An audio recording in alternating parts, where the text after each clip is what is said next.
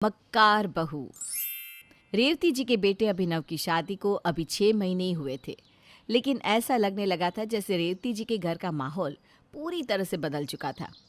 रेवती जी की बहू खुशबू के घर आने से पहले रसोई हमेशा साफ और चमकती रहती थी, लेकिन 6 महीने में जैसे सब कुछ पुराना सा लगने लगा था। उनकी समझ में ही नहीं आ रहा था कि आखिर ऐसा क्यों हो रहा है। एक दिन उन्होंने अपनी बहू खुशबू को अपने पास बुलाया। अरे खुशबू बेटा, ये रसोई इतनी गंदी क्यों लग रही है? तुमने सफाई नहीं की है क्या? नहीं मम्मी जी, मैंने तो अभी 2 दिन पहले ही रसोई की अच्छी तरह से सफाई की थी। वो क्या है ना मम्मी जी, ये अपनी काम वाली है ना कमला, ये ठीक से काम नहीं करती, पूरा फर्श गंदा छोड़ देती है। अरे तो यह बात तुमने मुझे पहले क्यों नहीं बताई? मैं अभी कमला से बात करती हूँ। रेवती कमला को अपने पास बुलाती है। क्या रे कमला, तूने सफाई ठीक से क्यों नहीं की? पहले तो तू काम बहुत अच्छे से करती थी, क्या हो गया है अब? नहीं नहीं माँ जी, मैं तो अब भी अच्छे से ही काम करती है। अब क्या बताऊँ, कहना नहीं चाहिए लेकिन खुशबू भाभी ना पूरी सिंक में गिल्ला कचरा छोड़ देती है और किचन की स्लैब पर तो कपड़ा भी नहीं मारती। अरे लेकिन बहू तो कह रही थी वो सब काम ठीक से करती है। अरे माँ जी, आप एक बार अपनी बहू के काम करने को तरीके को देखिए, फिर आपको पता चलेगा। अगले दिन रेवती खुशबू से इस बारे में बात करती है। मम्मी, एक काम वाली की बातों में आकर आप अपनी बहू पर भरोसा नहीं कर रही हैं? मैं आपके घर की मेंबर हूँ या फिर ये काम वाली? अरे नहीं बेटा, वो कह रही थी कि तुम सारा कचरा ऐसे ही छोड़ देती हो। मम्मी जी, मैं तो कहती हूँ ऐसी काम वाली को निकाल देना चाहिए। मैं कोई दूसरी काम वाली ढूंढ लूंगी। ऐसा कहकर खुशबू कमला को काम से निकलवा देती है। अगले दिन अभिनव की बहन नलिनी का फोन आता है। नलिनी अभिनव को बताती है कि वो कुछ दिन के लिए अपने मायके आने वाली है। ये सुनते ही रेवती जी बहुत खुश हो जाती है। देखो खुशबू, नलिनी बहुत वक्त के बाद अपने मायके आ रही है। तुम उसके लिए ना अच्छा खाना बना देना, हाँ? जी मम्मी जी, जैसा आप कहें। अगले दिन जैसे ही नलिनी पहुंचती है, खुशबू और सब लोगों से मिलकर बहुत खुश होती है। अरे वाह भाभी, आपके साथ रहने को मिलेगा, अब तो बहुत मज़ा आएगा। आप मुझे अच्छा अच्छा खाना बनाकर खिलाएंगी ना? अरे हाँ नलिनी दीदी, मैं तो चाहती थी कि ऐसा करूँ, लेकिन शायद ऐसा हो नहीं पाएगा। अरे लेकिन क्यों? वो क्या है ना मम्मी जी, कल रात को मैं अचानक से बाथरूम में फिसल गई और मेरे सीधे हाथ में बहुत ज़ोर से चोट लगी है। इतना दर्द हो रहा है कि हाथ हिलाया भी नहीं जा रहा। अरे रे रे, ये क्या हो गया बहू? मैंने तो सोचा था कि नलिनी इतने दिनों बाद आएगी, घर का माहौल अच्छा रहेगा और मेरी बहू अच्छा अच्छा खाना बनाएगी। हाँ लेकिन मैं क्या करूँ मम्मी जी, मेरे हाथ में चोट लग गई है। अरे खुशबू, तुमने मुझे भी नहीं बताया। चलो मैं तुम्हें डॉक्टर के पास ले जाता हूँ। नहीं नहीं नहीं नहीं नहीं, अभी ना मैंने पट्टी बांध ली है ना, आराम मिल जाएगा। अच्छा ठीक है, मैं ऑफिस जा रहा हूँ। अगर तुम्हें लगे डॉक्टर के पास जाना है तो मुझे कॉल कर देना। अभिनव ऑफिस के लिए निकल जाता है। उसके जाने के बाद खुशबू एक जगह बैठ जाती है। नलिनी बेटा, मुझे अच्छा तो नहीं लग रहा। तू अपने मायके आई है और मुझे तुझसे ही काम करवाना पड़ रहा है। कैसी बात करती हैं आप माँ, ये मेरा भी तो घर है। मेरे हाथ में अभी चोट नहीं लगती ना, तो सब कुछ कितना ठीक रहता था, लेकिन अभी तो इसमें इतना दर्द हो रहा है कि मुझे लगता है मुझे अभी हॉस्पिटल जाना पड़ेगा। लेकिन भाभी, अभी अभी भैया पूछ रहे थे, तब तो आपने मना कर दिया। अरे उस वक्त बिल्कुल भी दर्द नहीं था, सच में। मैं ना अभी हॉस्पिटल जाती हूँ, हाँ? अरे बहू, अकेले मत जा, नलिनी को साथ लेकर जा। नहीं मम्मी जी, दीदी भी मेरे साथ आ गई तो घर का काम कौन करेगा? मेरा मतलब है, मैं कुछ कर नहीं सकती ना, तो जब तक मैं हॉस्पिटल जाकर आती हूँ तब तक दीदी खाना बना लेंगी। हाँ हाँ भाभी, आप परेशान क्यों होती है, मैं कर लूँगी सारा काम। पर ये काम वाली अभी तक क्यों नहीं आई?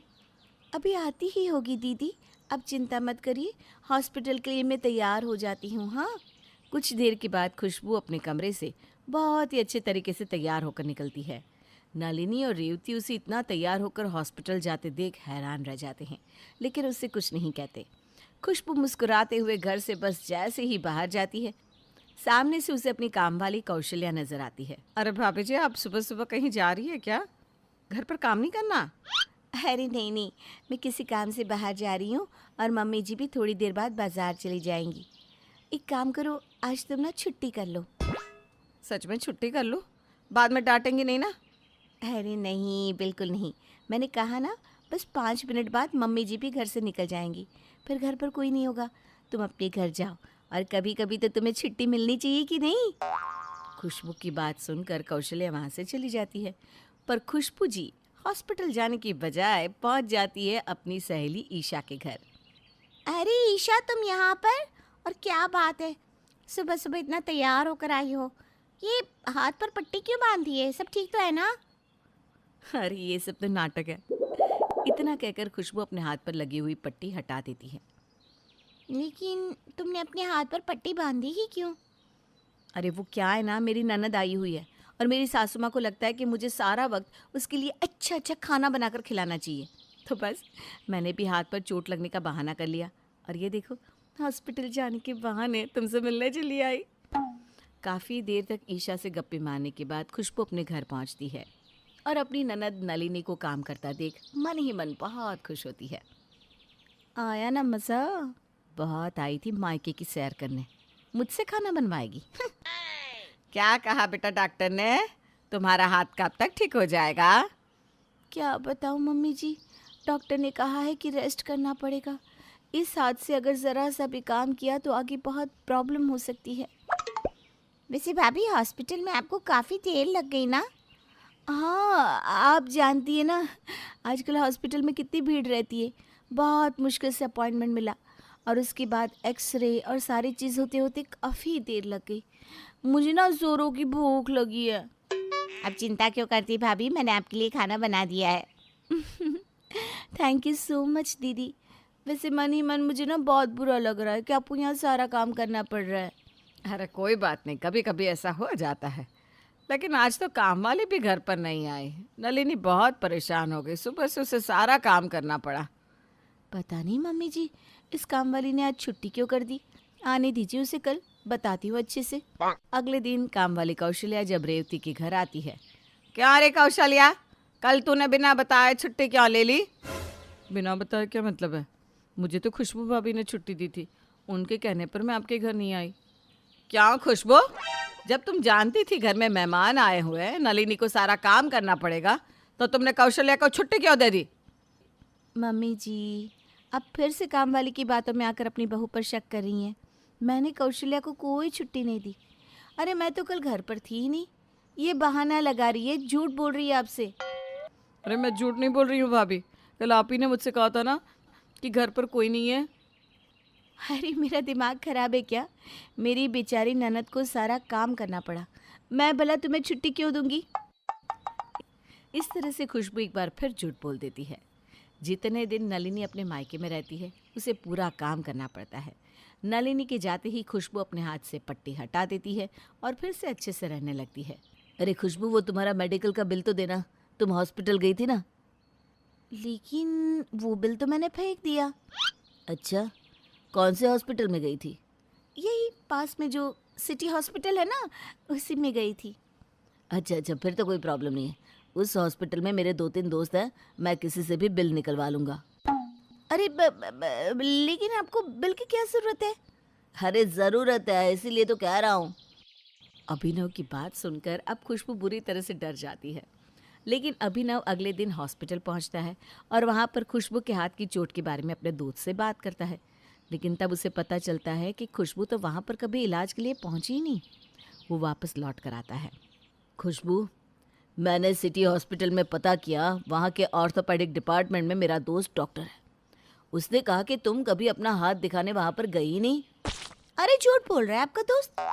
और वैसे भी उस दिन ना वो छुट्टी पर होगा। ज़रूरी तो नहीं ना कि जिस दिन मैं हॉस्पिटल गई आपका दोस्त भी हॉस्पिटल आया हो। बहुत ठीक कह रही है बेटा, तुम भी ना उसके पीछे पड़ गए हो। एक बिल को लेकर अपनी बीवी पर शक कर रहे हो। सॉरी माँ, मुझे लगा कि बिल मिल जाएगा तो मैं ऑफिस में क्लेम कर दूंगा, बस इसीलिए पूछ रहा था। एक बार फिर से रेवती और अभिनव मक्कार बहू की मक्कारी का शिकार बन गए थे और वो मन ही मन मुस्कुरा रही थी।